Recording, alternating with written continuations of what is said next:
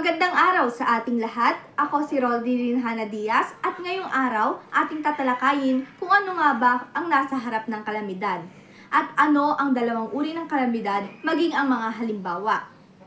Unahin natin ano ang kalamidad.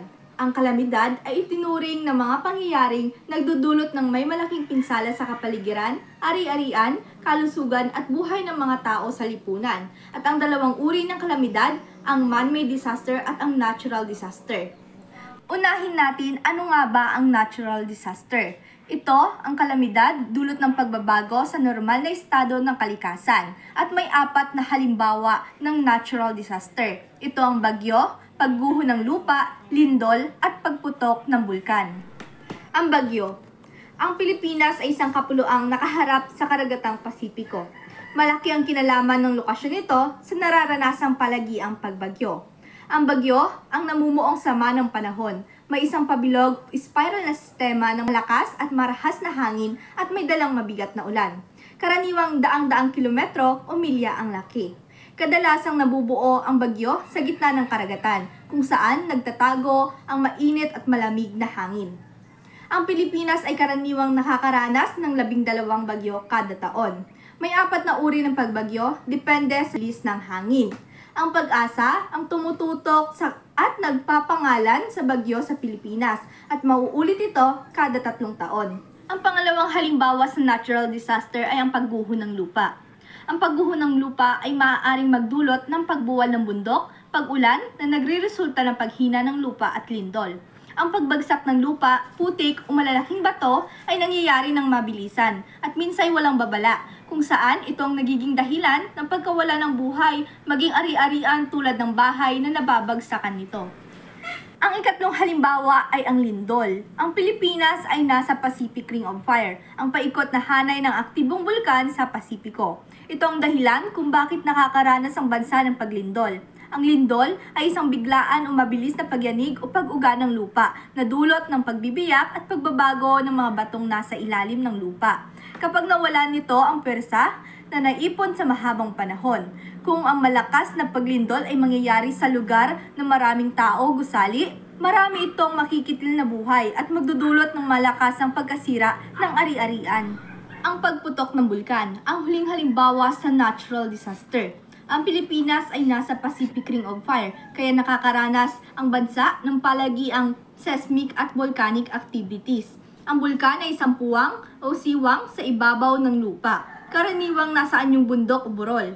Ang puwang o bunganga o ang tinatawag na crater ang nagsisilbing daanan ng iniluluwang materyales gaya ng abo at lava na nagmumula sa ilalim ng lupa. Maaaring maging tahimik ang bulkan sa mahabang panahon, ngunit hindi ito nangangahulugang payapa. Sasabog ang bulkan kapag nagsimula ng gumalaw ang lupa malapit dito. Ang bundok ng bulkan ay nagaganap kapag ang magma na nagmumula sa ilalim ng lupa ay umaangat patungo sa bunganga ng bulkan dahil sa pakapal na lupa at presyur sa ilalim nito. Ang pangalawang uri ng disaster o ang kalamidad ay ang man-made disaster.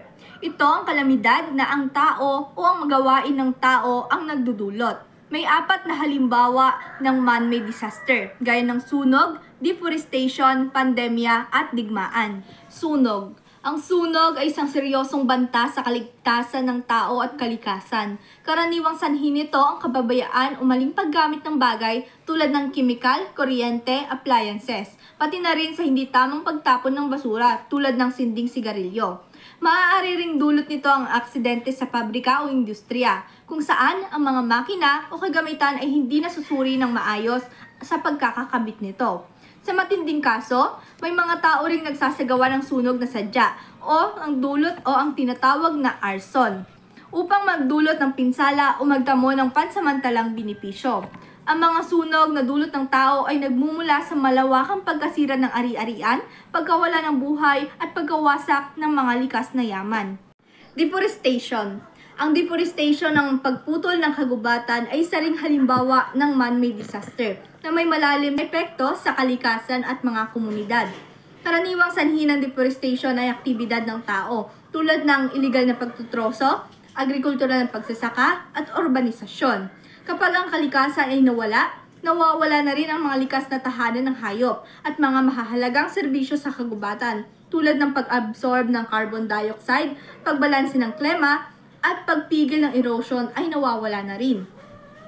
Ang deforestation ay nagdudulot ng pagtaas ng carbon emissions ng isang pangunahing sanhi ng global warming at ang climate change. Bukod dito, pinapalala rin nito ang pagbaha, pagkaubos ng mga tubig ulan at pagkawala ng biodiversity.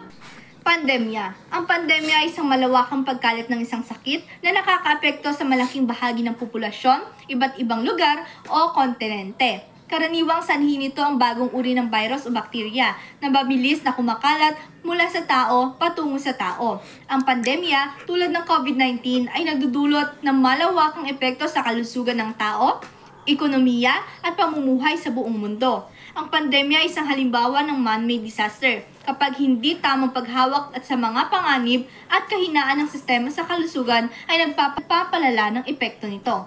Digmaan. Ang digmaan ay isang malupit na man-made disaster na nagdudulot ng matinding pagkasira ng tao, komunidad at mga kalikasan. Karaniwang sanhi ay alitan, ideolohiya o mga hidwaan sa pagitan ng bansa o grupo. Ang epekto ng digmaan ay malawak, mula pagkawala ng buhay, pagkasira ng ari-arian, hanggang pagkasira ng infrastruktura at kalikasan. Ang mga apektadong lugar ay nakakaharap sa kakulangan ng mga pagkain, malnutrisyon at mga karamdaman, pati na rin sa matinding stress at trauma. Bukod dito, ang mga epekto ng digmaan ay madalas nagtatagal na nagiging sanhi ng matinding kahirapan sa hirap ng mga taong nagdurusa mula pinsala at pagkawasak.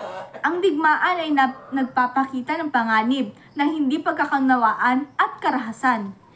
At hanggang dito na lamang po ang ating talakayan. Nalaman natin kung ano ang kahulugan ng kalamidad, mga uri ng kalamidad at halimbawa. Muli, ako si Rodeline Hana Diaz, ang kabahagi ng Historyahe.